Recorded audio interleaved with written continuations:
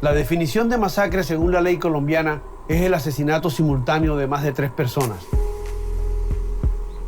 Muchas poblaciones de este país se hicieron tristemente célebres por este tipo de hechos.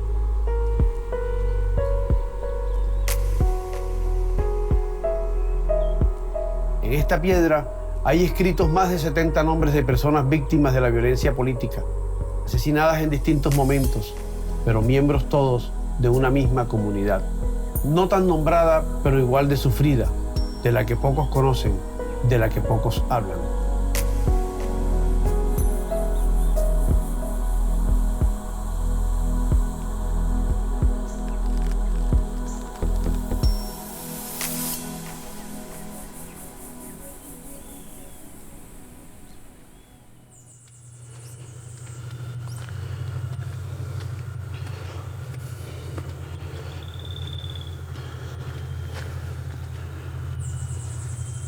Pasaron cosas horribles, es cierto, sin que me culpe por haberme eso causado daño a mí. Pero yo sí digo, bueno, era que tenía que suceder, porque si no había pasado todo lo que pasé, hoy yo no tuviera todo este conocimiento. No había tenido la oportunidad de conocer tantas partes a las que he ido y de conocer aún tantas personas a las que hoy conozco. Si no quiere que su marido la maltrate, no lo provoque.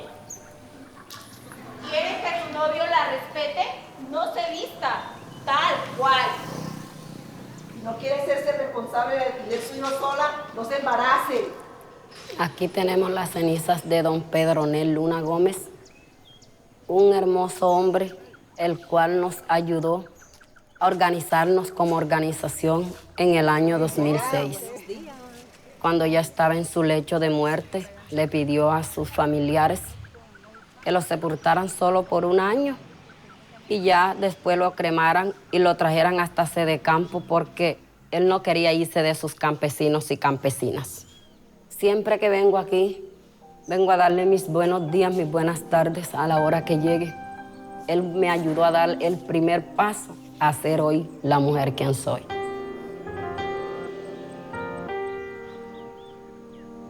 ¿De dónde eres, Denilza? Yo nací en Calleco, una vereda del municipio de San Onofre, Sucre. ¿Qué tan lejos está del sitio este donde estamos? De aquí estamos a 6 kilómetros.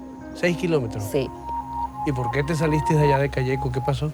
Me salí de Calleco en abril de 2000 por la violencia de las autodefensas.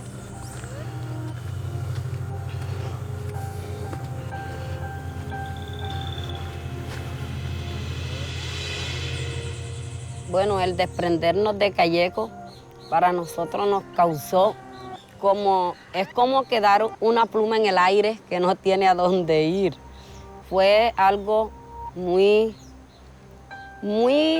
horrible, fue un sufrimiento muy grande que sufrimos ese día porque salimos, dijimos, bueno, vámonos para Playón, a lo que Dios quiera, obviamente.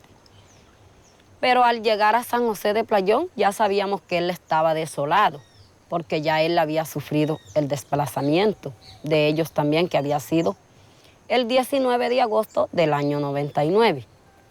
Y llegamos aquí a San José de Playón, obviamente sin nada, porque agarramos lo poco, mucho que teníamos en mano y salimos.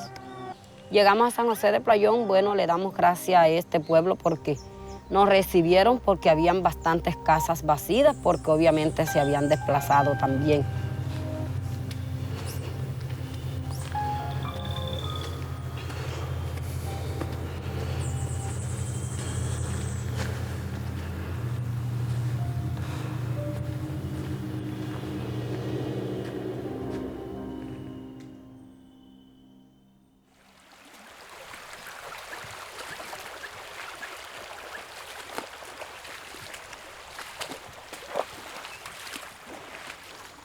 Denilza, qué bonito es el camino. Nos habías pintado un camino culebrero, lleno de fango, unas montañas que subían y bajaban y que, mejor dicho, había que hacerla casi que en avión. Pero fíjate que llegamos, es más bien un paisaje muy bonito cuando uno viene caminando por el arroyo de Calleco y llega a estas casas llenas de plátano, aguacate, coco. ¿De dónde vienen por ahí?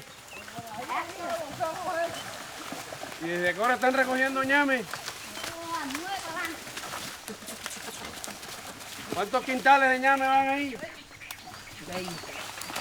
Bueno, sigamos subiendo. Entonces ya estamos llegando. Sí, ya llegamos. Y esa noche salieron y se fueron por esa misma ruta que nosotros cogimos. Claro, por esa misma ruta, desde a pie, desde aquí hasta San José de Playón de a pie. Buena, ¿cómo estás? Bien, gracias. ¿Cómo está, paisano? ¿Cómo le ha ido? Qué gusto verlo, hombre. Hombre, mucho gusto. Vea, llegó usted a Calleco, vea. Llegamos, parecía Sí, que señor. no, pero llegamos. ¿Cómo era Calleco en ese entonces?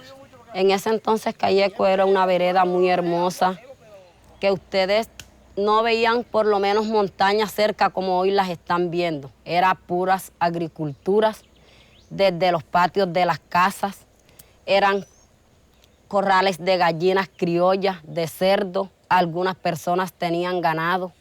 No era nada de lo que hoy encontramos. Aquí creciste, aquí naciste y Aquí aquí nací creciste. y aquí me crecí. ¿Y aquí quiénes vivían en esta casa, digamos, en la casa familiar, quiénes vivían? Bueno, aquí en esta casa que hoy es sobreviviente, lo digo así, vivía mi hermano con su esposa y sus hijos.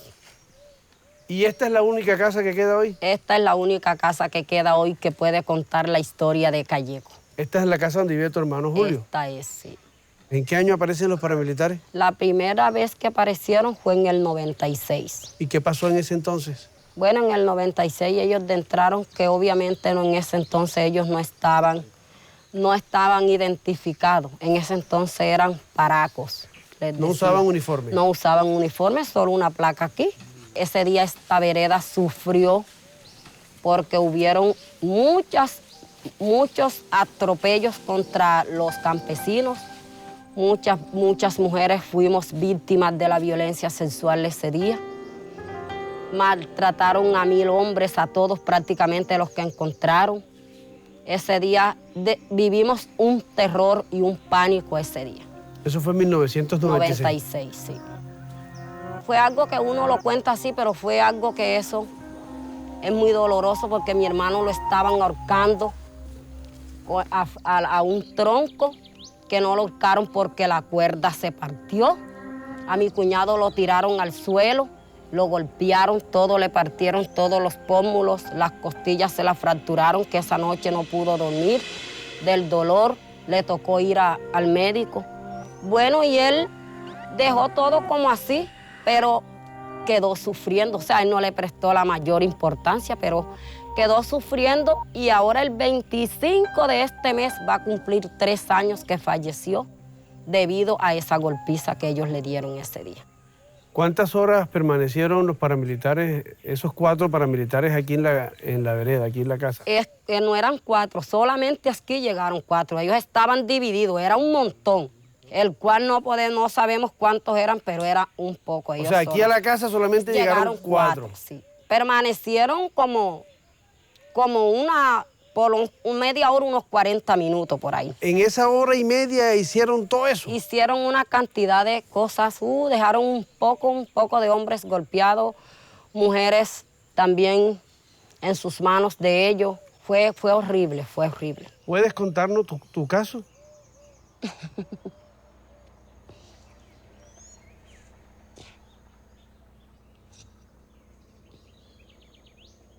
¿Ya has hablado de eso? ¿Has tenido tiempo de reflexionar? No me gusta casi hablar mucho del tema. ¿Ah? No. No me gusta casi hablar del tema. ¿Prefieres no hablar del tema?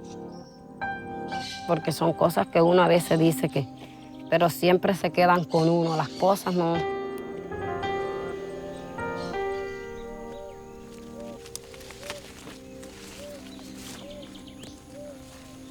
Si no quiere que su marido la maltrate, no lo provoque. ¿Quiere que su novio la respete? No se vista, tal cual. No quiere hacerse responsable de su hijo sola, no se embarace. Si no quiere que la violen, no salga a la calle. Yo siento que hoy me cuesta mucho porque estar en el lugar y ver todo es algo que me lleva ese día muy ahí. Porque es algo que recuerdo que este lugar me trae hermosos y tristes recuerdos, porque fue un lugar que me vio reír, pero también un día me vio sufrir, me vio llorar.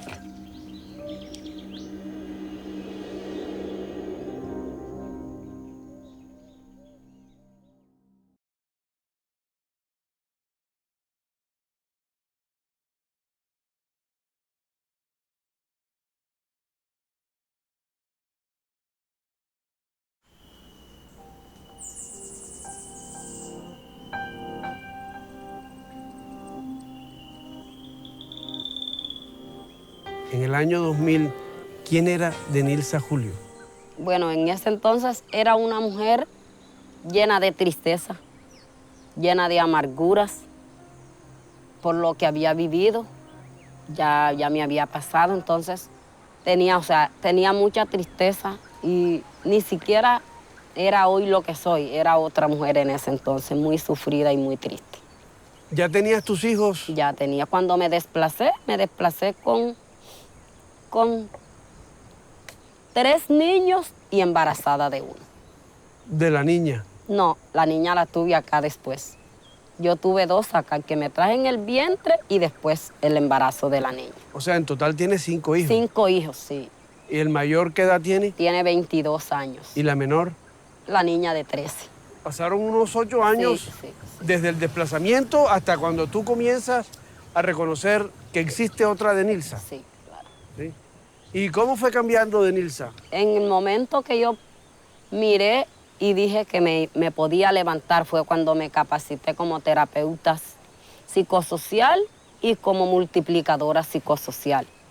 En esas dos capacitaciones fue que yo pude reconocerme quién era yo y que yo podía ser otra mujer, no esa que estaba ahí golpeada y herida por las olas de violencia.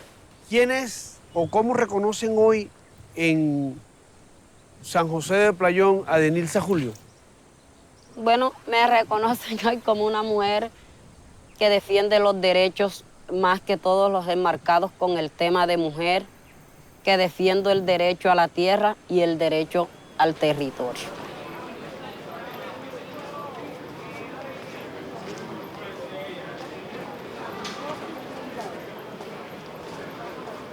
¿Equipaje va a chequear?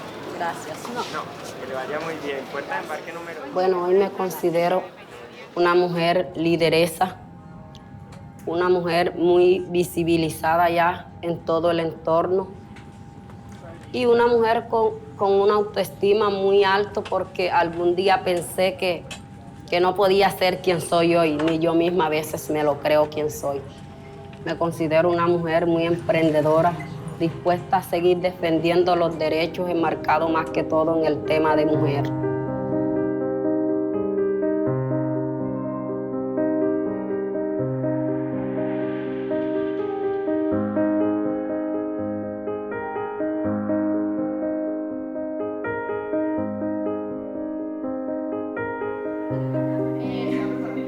Yo creo que las otras actrices que no están... Chicas, silencio por favor. El primer cuadro es FOMU, ellas van a tener que estar atrás. Entonces las del FOMU, por favor, atrás. Las demás, vamos a ver qué hacemos. Claro, ese es el tema, porque a nosotros nos toca viajar mínimo a las 11. El dicho dice que uno aprende de los tropezones. Yo le digo a mi hija que aprenda de mí, una mujer muy maltratada por las olas de violencia, pero puede ver que aquí estoy gracias a Dios. Ha sido con luchas y dificultades, pero aquí sigo. Por eso tengo tantos cuadros en mis viajes que hago. Tengo muchos cuadros en la casa. Y le digo a ella, cuando ya yo no esté, porque yo sé que algún día no voy a estar y prefiero que yo me vaya primero que tú. Y cuando me veas no me recuerdes con tristeza, sino con alegría y como una mujer valiente que siempre he sido, gracias a Dios. y que me he mantenido aquí y que ojalá ella tenga un futuro hermoso y que no sufra lo que yo sufrí.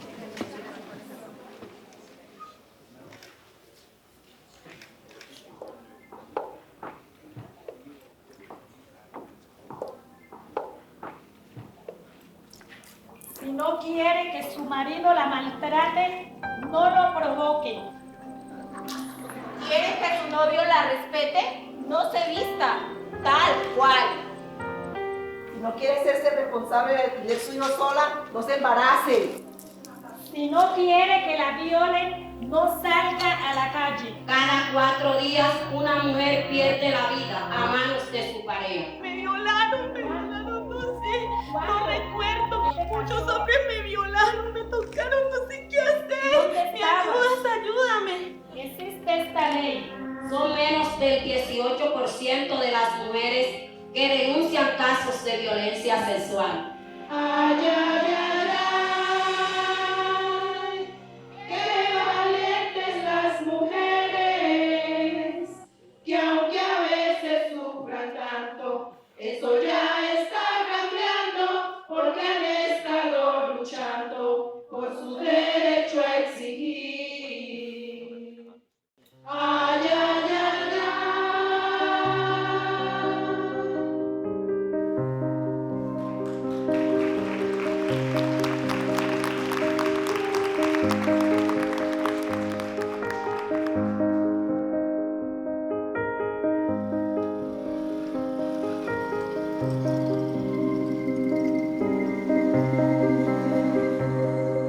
¿Qué va a pasar aquí ahora? Bueno, en esta casa yo pienso que van a pasar cosas hermosas, porque esta casa fue construida principalmente para el futuro mío y el de mis hijos. ¿Te vas a venir a vivir con ellos acá? Sí, claro que sí. ¿Esta es la 4ª mudada o la 3ª? ¿Cuál es? Esta es la 4ª. ¿Y piensas que ya esta es la definitiva? Sí, yo pienso que sí, que en esta casa voy a vivir ya el tiempo que me quede de vida. Aquí están sembrados tus sueños. Sí, claro que sí, ¿Con tus hijos? con mis hijos. ¿Y ellos han venido aquí ya? Sí, claro que han estado aquí ayudándome a construirla a ella. ¿En qué momento pensé en construir esta casa? Porque yo vi que era un paso importante, el cual mi vida no lo había dado nunca.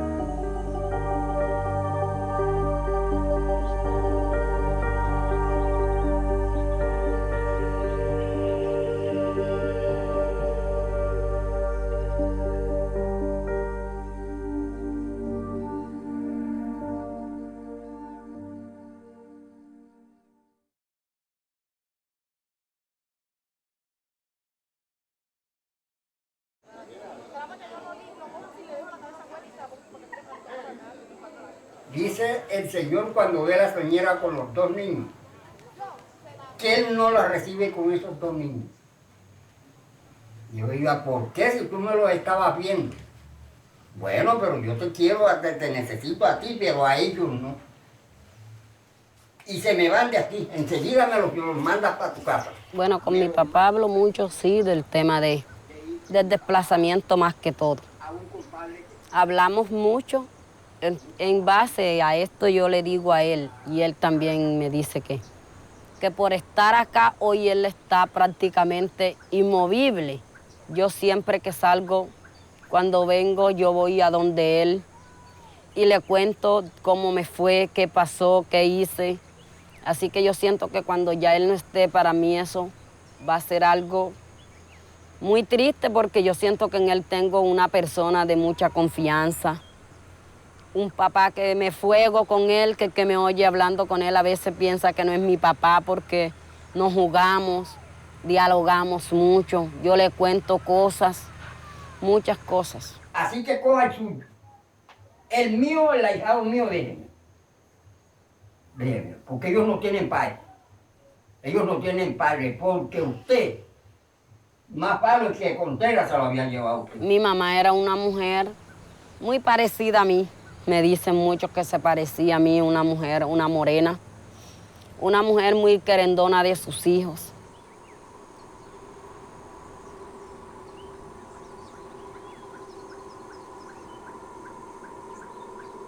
Pero yo siento que en ese momento yo no pensaba, yo no tenía un conocimiento como el que tuve cuando empecé a tener por lo menos mi primer hijo. Fue que yo entendí cuál era el valor que tenía una madre desde que tuve mi primer hijo. Yo siento que en el momento que ella falleció, no me hizo tanta falta como la que me hace hoy. Porque en muchas cosas yo necesito a mi mamá.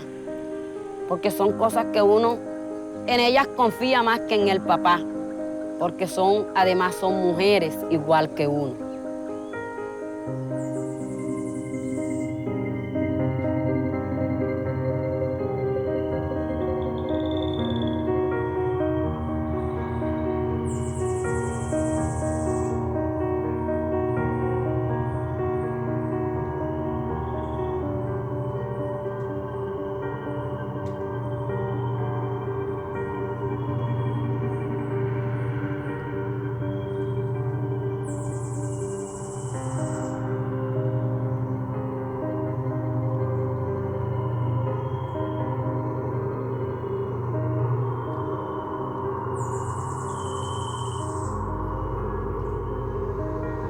Los paramilitares acabaron con este pueblo, ya no queda nada. Bueno, en ese entonces sí, porque obviamente de lo que había es poco lo que queda. ¿Qué hay hoy? Bueno, hoy todavía en muchas personas hay tristeza porque esto toca llevar un proceso y muchas personas no lo han hecho y todavía hay personas que lloran y sufren porque fue algo que uno dice, que uno lo perdió todo, porque había muchos proyectos de vida, se perdió lo más importante que era el tejido social de una vereda que éramos 59 familias, pero yo siento que éramos uno solo, porque aquí vivíamos con unión, en amor, con tolerancia, lo del uno era del otro. Si yo tenía y el otro no tenía, él tenía, porque yo tenía. Y cuando se pierde eso, es muy difícil que se vuelva a recuperar, muy difícil. Resistir sí vale la pena, porque si nosotros no habíamos resistido, ya hoy no quedara de Calleco ni siquiera esta casa que es la sobreviviente. Y que con estado y sin estado aquí seguimos viviendo. Y no pensamos abandonar a Calleco aun cuando nos toque pasar a la muerte. Tu hermano Julio es el verdadero resistente. Claro que sí. Yo siento que él es el más valiente de todas las 59 familias que nos desplazamos de acá.